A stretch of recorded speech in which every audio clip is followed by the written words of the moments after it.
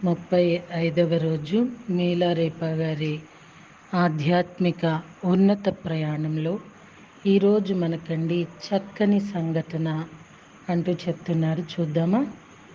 ఇంతవరకు నేను వ్రాసిన ఈ కథంతా ప్రేమ స్వరూపుడైన మా గురువు గారు చెప్పిందే. ఇక నేను వ్రాయబోయే దాంట్లో కొంత భాగం నేను ప్రత్యక్ష సాక్షిగా ఉండి చూచినట్టిది. తక్కిందంతా ఆయన శరీర త్యాగం చేసేంతవరకు ఆయనతో కూడా ఉన్న శిష్యులు చూచి చెప్పినది. ఆయన మరణించినప్పుడు, శరీర త్యాగం చేసినప్పుడు అనేకంటే ఉత్తమ లోకాలకు వెళ్ళేంతవరకు అంటే బాగుంటుంది.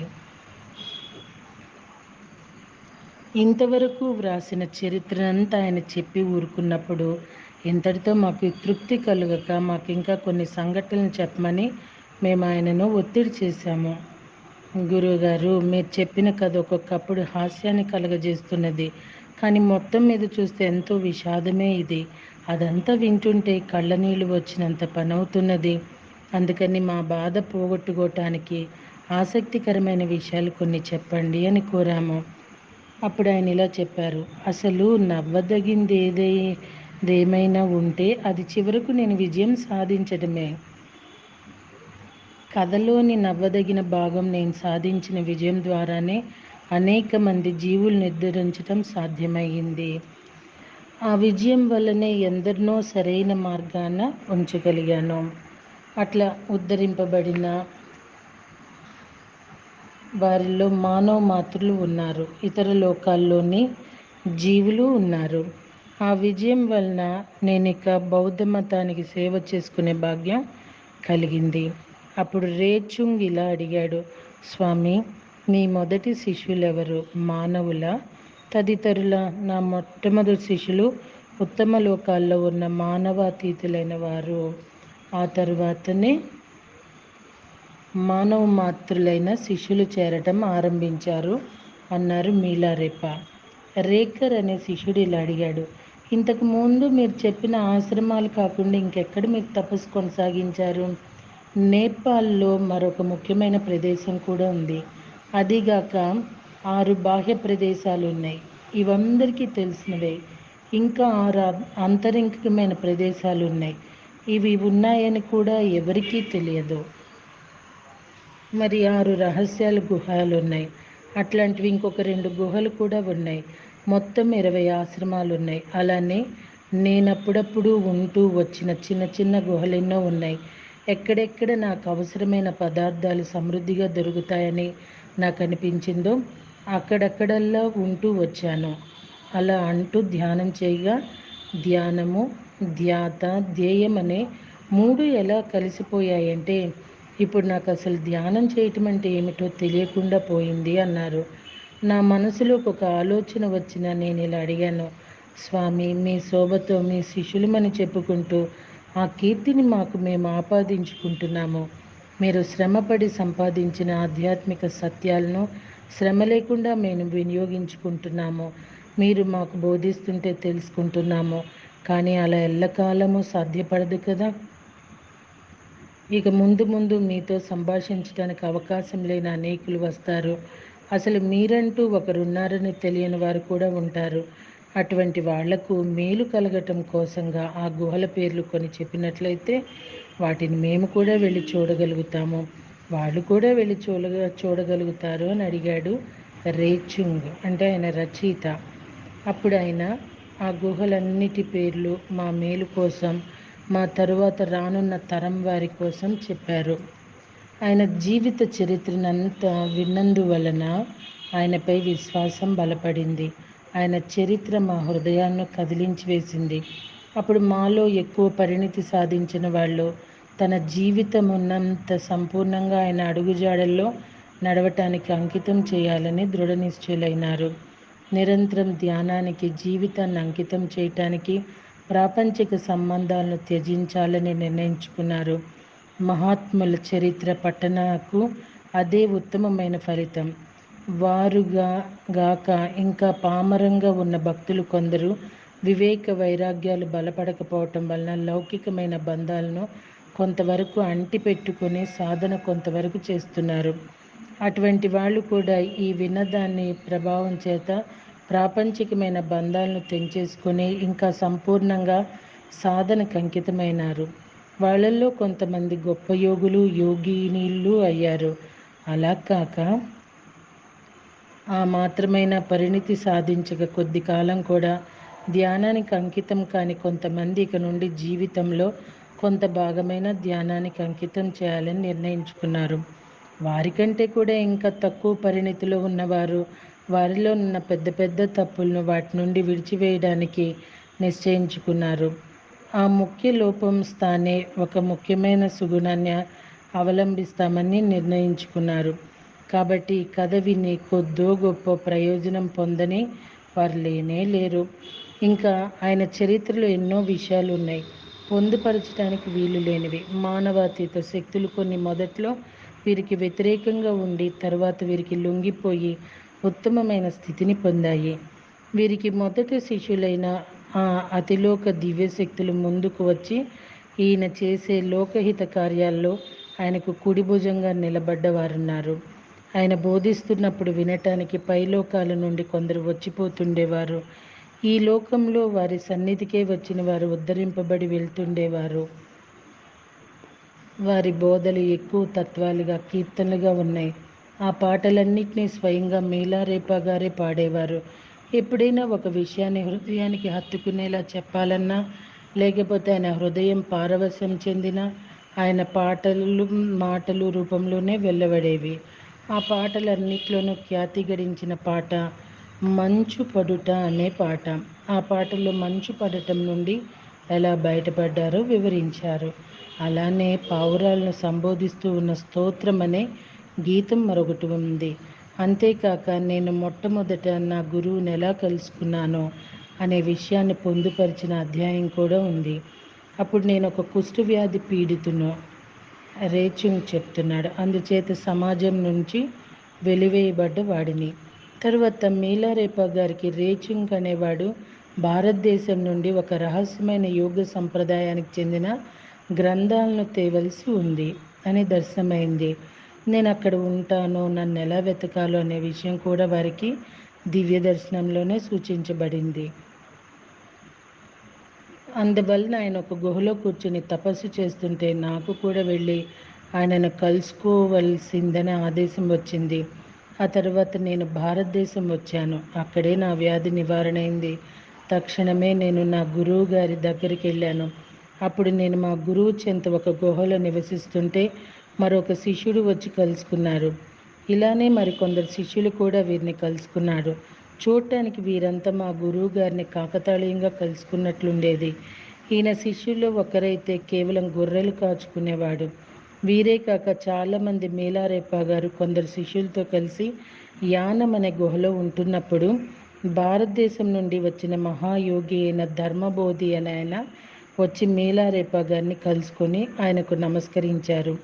ఆ వార్త అన్ని వైపులా వ్యాపించింది. ఆ ప్రాంతంలో మా గురువు గారైన మీలారేపాపై గల భక్తి గౌరవాలు మరింత పెరిగిపోయాయి.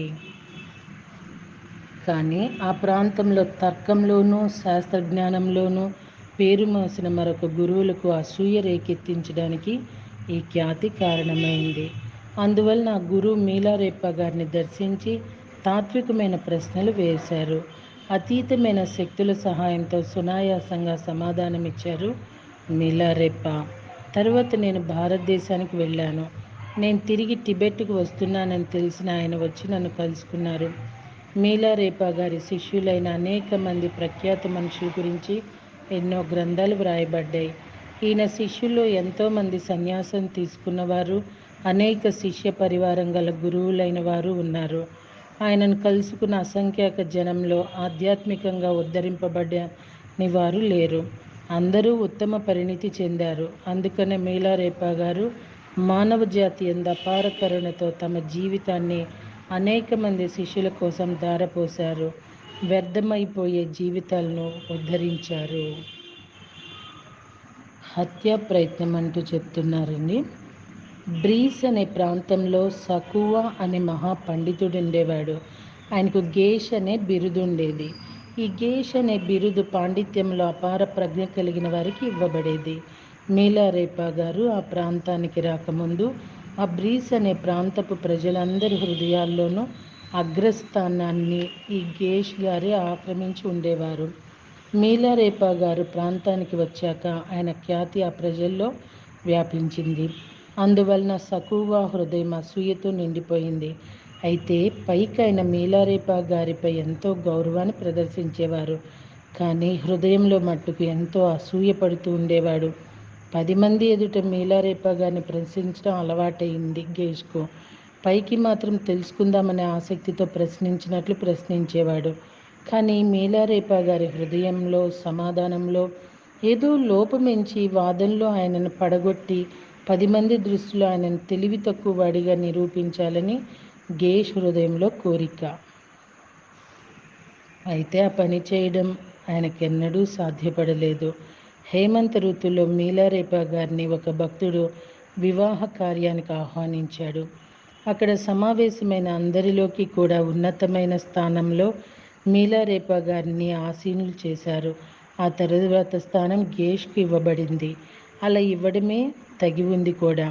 అప్పుడు గేష్ వచ్చి మీలారేపా గారి ముందు సాష్టాంగ నమస్కారం చేశాడు. అలా చేయటంలో మీలారేపా గారు లేచి నిలబడి తిరిగి తనకు నమస్కరించాలని మనసులోని కోరిక. అయితే మీలారేపా గారికి ఒక అలవాటు ఉండేది.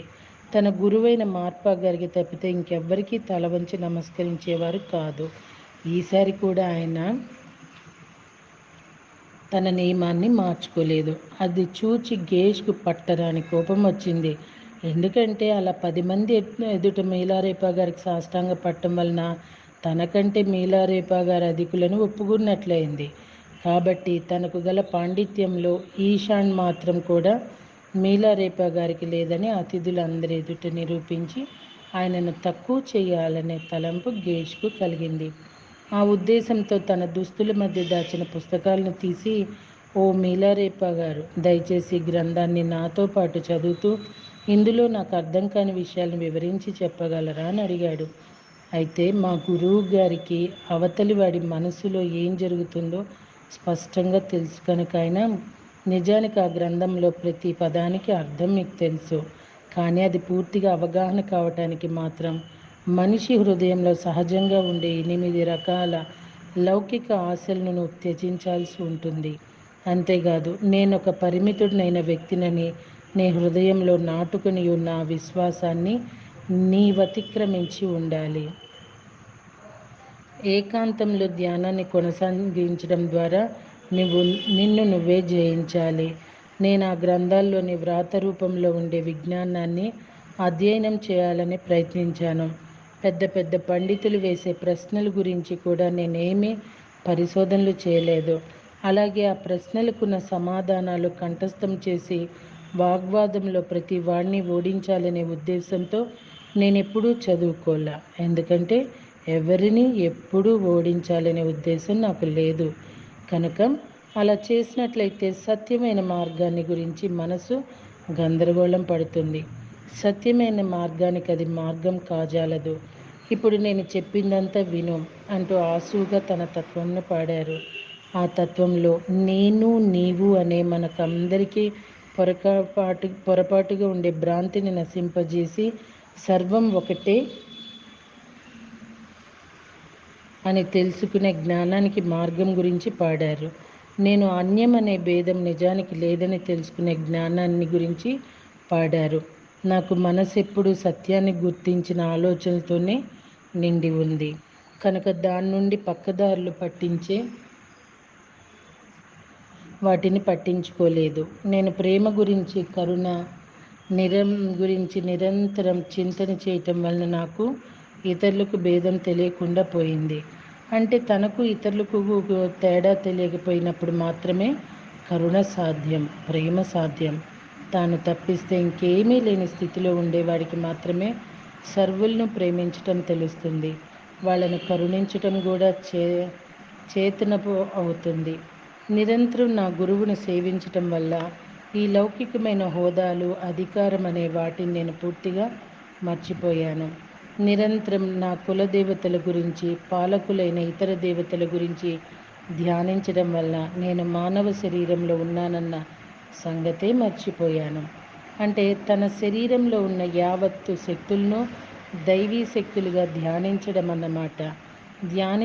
ధ్యానించగా శరీరంలో ఉండే శక్తులన్నీ దైవీ శక్తులుగా అనిపిస్తాయే కానీ నా శరీరం అనిపించదన్నమాట.